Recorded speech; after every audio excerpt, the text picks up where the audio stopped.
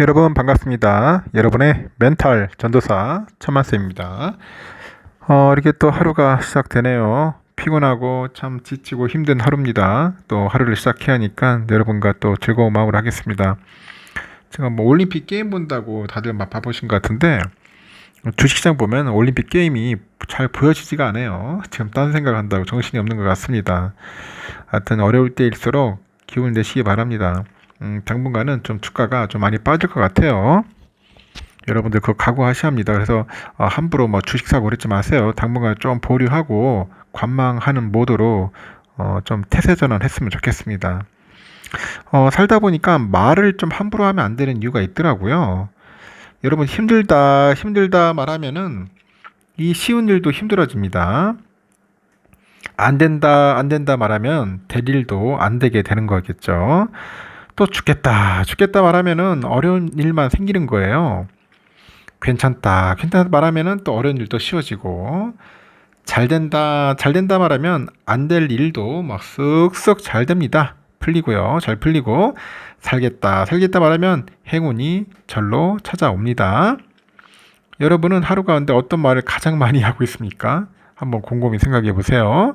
여러분이 오늘 가장 많이 뱉은 말이 바로 여러분의 삶이 된다는 거 꼭 명심했으면 좋겠습니다. 알겠죠? 말이 중요하다는 거예요. 그러면 또 삼성전자 관련된 이야기 한번 소식들을 한번 짧게나마 얘기를 해볼게요. 요즘 뭐 하도 뭐 코스피 빠지고 오늘도 겁나게 또 빠질까봐 걱정됩니다. 미국발 경기 침체 공포가 이제 주말을 이제 거치는 동안에 눈덩이처럼 불어났습니다. 어제는 진짜 아시아 증시를 덮쳐버렸고, 한국, 일본, 대만 증시가 동시에 역대 최대 하락폭을 기록을 했어요. 최악의 블랙 먼데이였습니다. 코스피는 전장 대비 234.64포인트 하락을 해가지고 2441.5에 마감을 했고요. 이 코스피 하락폭이 200포인트를 넘은 것은 처음이에요. 솔직히 처음입니다. 코스피는 올해 상승분을 모두 반납했고 연중 최저치 수준으로 되돌아갔습니다. 이 코스피 전체 시가총액도 하루에만 192조 원 줄어들었고요. 2천조 원 밑으로 떨어졌습니다. 2천조 원 밑으로 떨어졌다. 이렇게 아시아 증시 중에 일본의 낙폭이 가장 컸는데 일본 니케이 평균은 12.4% 폭락을 했더라고요. 니케이 평균 하락폭이 지난 1987년 10월 19일 미국 블랙 먼데이 다음 날 일본 증시의 하락폭을 뛰어넘었어요. 그때가 3,836인 같은데 뛰어넘었다 하락폭을. 하여튼 대만 가권 지수도 8.35% 떨어졌고 가권도 하락폭이 1,807포인트죠. 지난 2일 1,004포인트 세운 그 최대 하락폭 기록을 하루 만에 또 갈아치운 겁니다. 일본도 한 4,451엔이 아니고 1포인트죠. 엔이 아니고. 하여튼 4,400포인트 정도 빠진 거예요. 4,400포인트 정도가 날아갔다. 아시아 증시 급락은 미국의 실업률의 상승과 그 제조업 경기 전망 그게 좀 악화됐다고 이야기들 하고 있고, 뭐 AI 버블론 대두. 난 버블 아닌 것 같은데 자꾸 애들은 버블이라 돼. 이게 초입 단계인데. 미국 경기 그 침체 신호가 동시에 터져 나왔기 때문이라고 하는데, 이 미국의 침체가 대미 수출 의존도가 높은 아시아 주요국으로 전이될 수 있다. 그런 우려감 때문에 시장을 어렵게 했고요. 그리고 지정학적인 불안도 있어요. 그리고 미국의 그 매체 악시오스가 이란의 그 이스라엘에 대한 보복 공격이 임박했다 이렇게 보도한 것이 불안감을 키우고, 이스라엘이 또 이란 수도 테헤란에서 그 하마스 지도자를 암살하죠. 하마스 암살하다 보니까 이란 최고 지도자가 이스라엘 공격을 명령한 상태라고 합니다. 그래서 아시아의 블랙 먼데이가 글로벌 증시로 번질 가능성이 작진 않은데, 뉴욕 증시 개장 전에 기술주 중심의 나스닥이 이제 선물이 4% 이상 하락세를 보였고, 다우하고 다 빠진 거였죠. 정부는 어제 보니까 경제부총리 주재로 그 한국은행 총재랑 금융위원장, 금융감독원장이 참여하는 긴급 그 거시경제 금융 현안 회의를 열었어요. 대응 방안을 논의할 예정이라고 하네요. 아시아 증시를 짓누른 것은 투자들의 그 공포 그 자체였는데, 하여튼 코스피가 전거래보다 2.5% 하락한 2611.30으로 출발을 했는데 시간이 갈수록 막 하락폭이 커지니까 막 10% 이상 빠지니까 멘붕 오는 거야. 응? 멘붕 오고 이제 프로그램 매매 그 거래를 5분간 중단하는 사이드카 발동했는데 하여튼 매도세를 진정시키는 역부족이었다. 그리고 또 막 코스피 하락률이 8% 넘어가지고 또 20분 동안 중단되는 서킷 브레이커가 또 발동이 됩니다. 이게 2020년 3월 이후 4년 5개월 만입니다. 코로나 때 한번 그렇게 하고 나서 진짜 오랜만에 보네요. 결국은 2,400이 깨져버리더라고요, 장중에. 음? 거래가 중단됐다 제기되면 패닉이 진정되었던 과거 경험과 다르게요. 어제는 진짜 거래 재개 후 하락폭이 더 컸습니다. 컸어요. 엄청 컸습니다. 이 프로그램 매도 물량이 막 쏟아져 나오다 보니까 하락세를 더 부채질했다고 시장 관계자들은 설명을 하네요. 이 통상 기관 투자자들은 펀드 하락률이 10%를 넘으면 손실을 최소화하기 위해서 의무적으로 손해를 보고 파는 손절매를 내부 규정으로 두고 있다고 하는데 이 손절매 물량이 연쇄적으로 쏟아져 나와가지고 주가 하락폭을 키웠고 투매가 투매를 불렀다. 그런 이야기를 하는 것 같습니다.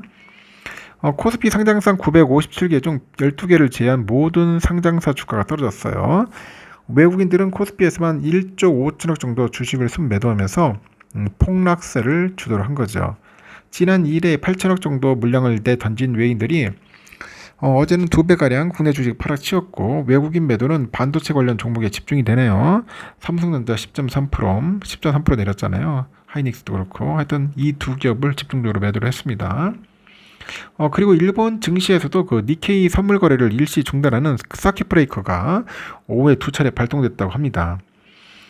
글로벌 연금 펀드의 일본 책임자가 일본 주식시장은 세계 무역의 바로미터다. 미국의 경기 침체와 지정학적인 불안감이 고조돼서 무역 경색이 우려되고 있기 때문에 올해 들어서 지금껏 수익성이 좋았던 일본 시장에서 이 돈을 빼가지고 일단 수익을 확보하고 있는 거라고 하는 것 같아요. 그러다 보니까 어제 뭐 미쓰비시, 미쓰이, 스미토모, 마루베니 이 대형 무역 회사들이 주가가 모두 10% 넘게 빠졌죠.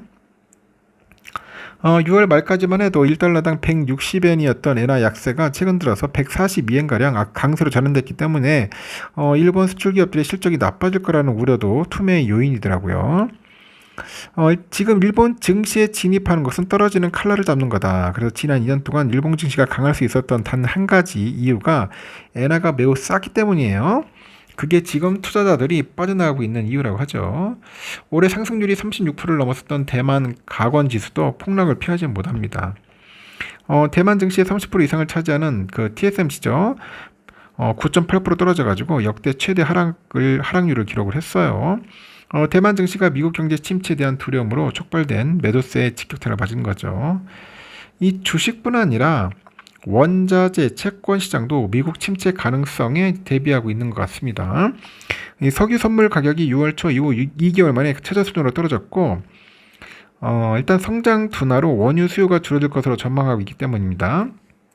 그리고 안전자산에 대한 선호가 반영이 돼서 미국 국채 10년물 수익률이 코로나 이후 가장 큰 일주일 하락률을 기록을 하고 있고 이 성장 둔화 우려로 대형 기술주 상승이나 일본 엔화 하락 등 올해 가장 인기 있었던 거래에 올인한 그 헤지펀드들이 발을 빼고 있는 것 같아요.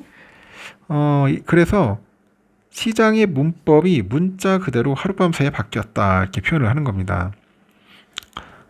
하여튼 참 최악의 하루를 우리는 맞이했습니다. 이렇게까지는 참 올 줄은 상상도 못했죠.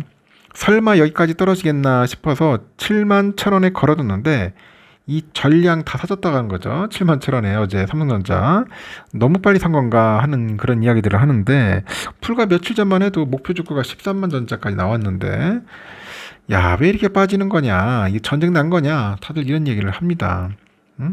삼성전자 참 골 때렸습니다. 그 주가가 10.3% 하락한 7만 1,400원에 마감을 했죠.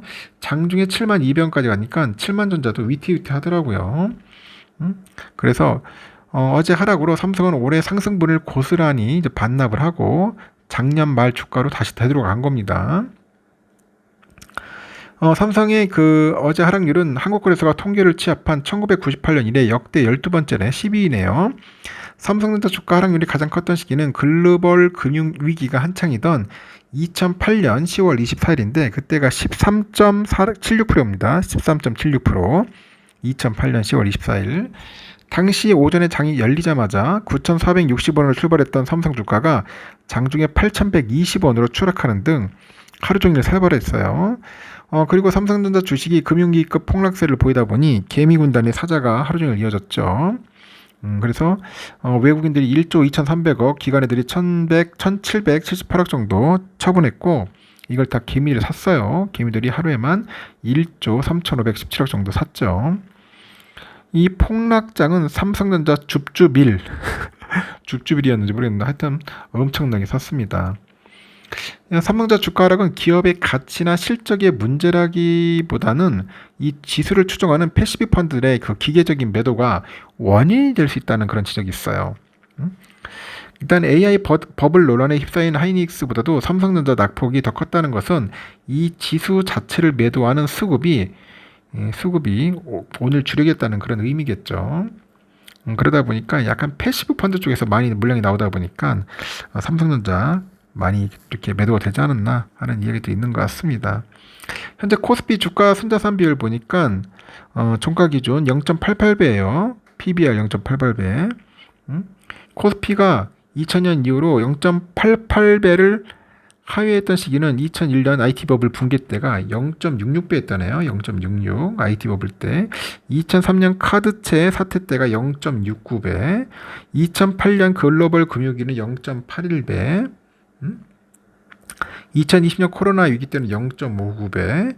22년, 23년 하반기 0.83배 등 6차례 뿐이라고 합니다. 극단적인 위기 국면이 아니라면은 코스피는 PBR이 0.83에서 0.85배 정도가 저점이었다. 현재 밸류에이션으로 보면은 추가 하락폭은 크지 않을 수 있다고 막 이야기를 하는 것 같습니다. 하지만 제가 볼 때는 더 떨어질 수도 있다. 떨어지는 칼날은 맞는 것 같아요. 당분간은 좀 관망하는 모드로 여러분들 보셔야 합니다. 덥석 살려고 하지 마세요. 알겠죠? 일단 여기까지 하겠습니다, 여러분. 하여튼 좋은 하루 보내십시오. 다음 시간에 뵙도록 하겠습니다.